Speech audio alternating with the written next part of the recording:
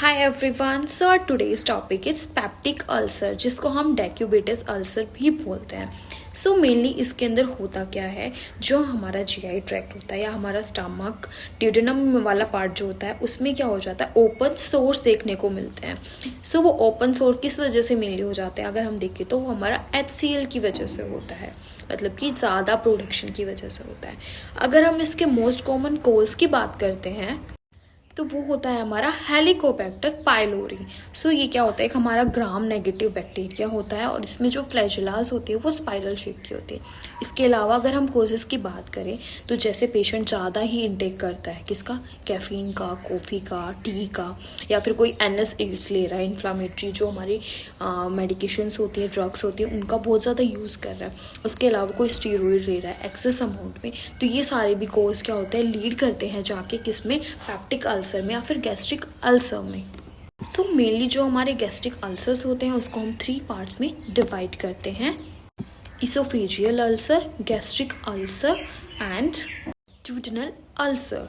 सो जो हमारे oesophageal ulcer होते हैं वो जो हमारा लोअर पार्ट होता है इसोफेगस का, वहाँ पे प्रेजेंट होते हैं। गैस्ट्रिक अल्सर जो है हमारे स्टमक के अंदर, वहाँ पे प्रेजेंट होते हैं। ड्यूडेनल अल्सर जो होते हैं वो हमारे जो ड्यूडेनम स्टार्ट होता है उसका जो इनिशियल पार्ट होता है वहाँ पे देखने को मिलते हैं। अगर हम ओवरऑल देखें कि सबसे ज़्यादा जो हमारा पेप्टिक अल्सर है वो कहाँ प्रेजेंट होता है, तो वो हमारा ड्यूडेनम के अंदर होता है।